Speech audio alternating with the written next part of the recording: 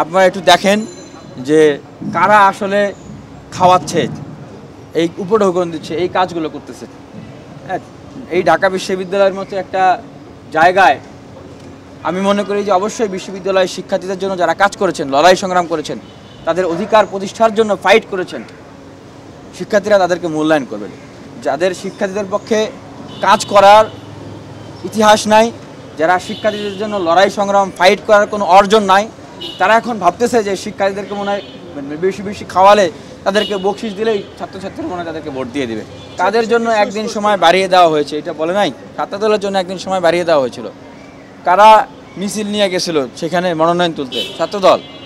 তারপরে ফেস্টুন যে লাগিয়েছিল, কারা লাগিয়েছিল? ছাত্র শিবির। তাদের দেখা দেখি আবার অনেকে লাগিয়েছিল। সেই ফেস্টুন তুলতে 24 ঘন্টা সময় লেগেছে। অথচ আমরা জিজ্ঞেস করলে আমাদেরকে বলা হচ্ছে ফেস্টুন লাগানোর নিয়ম নাই।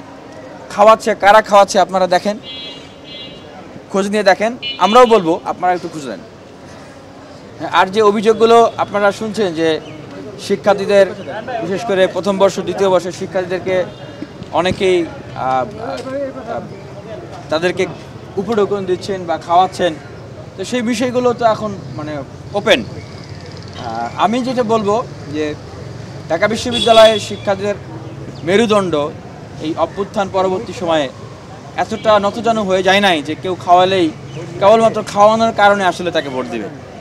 কোনো বড় ভাই যদি বকশিস দেয়, সেই বকশিস দিলেই তার কাছে সে তার মাথা বিক্রি করে দেবে, এটা আমি কোনোভাবেই বিশ্বাস করি না। আমি শিক্ষার্থীদের উদ্দেশ্যে বলবো যে কোনো বড় ভাই, কোনো বড় আপু যদি লুকিয়ে লুকিয়ে আপনাদেরকে খাওয়ায়, আপনারা খাবেন। কোনো বকশিস যদি দেয়, আপনারা নেবেন। কিন্তু আপনার কাছে প্রকৃত অর্থেই বিশ্ববিদ্যালয়ের জন্য যেই ব্যক্তিকে যোগ্য মনে হবে, উপযুক্ত মনে হবে, যার কাছে বিশ্ববিদ্যালয়কে নিরাপদ মনে হবে, যাকে প্রকৃত অর্থেই যাকে বিশ্বাস করতে পারেন, নীতি নৈতিকতাবান মনে হয়, যার কাছে আপনার আমানতটি দিতে পারেন, আপনি তাকেই তার আমানতটা দিবেন। কারণ ব্যালটের সময় তো আর দেখবেন আপনার সেই ভাইয়া বা আপুটি যাইতে পারা দিবে না। ডাকসু নির্বাচনের বানচালের ষড়যন্ত্র ধারাবাহিকভাবে হয়ে আসছে। আপনারা দেখেছেন না যে আমাদের মাননীয় ভিসি মহোদয়, প্রক্টর মহোদয় তারা বলে আসছিলেন যে আগামী মাসে এই ডাকসু, আগামী 3 মাসের ভিতরে এই ডাকসু হয়ে যাবে। হতে হতে 11 মাস। যখন আমরা আমাদের অনশন, অবস্থান, প্রতিবাদ, শিক্ষার্থীদের তীব্র চাওয়া, তখন তফসিল দিলেন। এরপরে কি আমরা নির্বাচন পেয়ে যাচ্ছিলাম সহজে? না, কিন্তু এরপরে আবার হাইকোর্টের ঘাড়ে বন্দুক রেখে, যেভাবে শেখ হাসিনা হাইকোর্টের ঘাড়ে বন্দুক রেখে কোটা পুনর্বহালের ষড়যন্ত্র করেছিল, একই কায়দায় নতুন করে ষড়যন্ত্র করে ডাকসুকে স্থগিত করার চেষ্টা করা ছিল। যদি আমরা প্রতিবাদ না করতাম, ডাকসু স্থগিত হয়ে যেত। মানে হাইকোর্ট তো একটা উসিলা মাত্র, উদ্দেশ্য ছিল ডাকসুকে স্থগিত করা। সামনে দেখবেন যে আরও বিভিন্ন ধরনের ক্যাম্পাসে অস্থিরতা তৈরি করার প্রক্রিয়া তৈরি করা হবে, বিভিন্ন ধরনের ক্ল্যাশ তৈরি করার প্রক্রিয়া করা হবে। তবে আমি তাদেরকে সাবধান করে দিতে চাই যে আপনারা যদি এইভাবে করে শিক্ষার্থীদের এই অধিকারকে হরণ করতে চান, বানচাল করতে চান, আপনাদের পরিণতি কিন্তু ভালো হবে না। শিক্ষার্থীরা ব্যালটে আপনাদের জবাব দেবে। আবার ঢাকা বিশ্ববিদ্যালয়ের শিক্ষার্থীদের উদ্দেশ্যে বলবো, ডাকসু নির্বাচন কেবলমাত্র একটা নির্বাচন না, এইটা আপনাদের অধিকার আদায়ের আন্দোলন।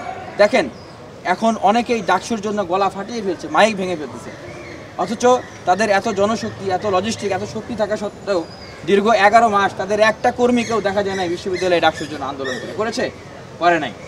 এটাই হলো বাস্তবতা। আর এখন যেটা দেখতেছেন যে তলে তলে তারা রাতের আধারে ষড়যন্ত্র করছে, বিভিন্ন মেকানিজমকে দিয়ে ডাকসুকে বাধাগ্রস্ত করার জন্য, আটকে দেওয়ার জন্য উপর দিয়ে তারা ডাকসু চেয়ে মাইক ভেঙে ফেলতেছে। তো এই যে দ্বিমুখী চরিত্র, এটা ঢাকা বিশ্ববিদ্যালয়ের শিক্ষার্থীদের কাছে স্পষ্ট। 9 তারিখ ব্যালটে ঢাকা বিশ্ববিদ্যালয়ের ছাত্রছাত্রীরা এই ষড়যন্ত্রের সমুচিত জবাব দেবে।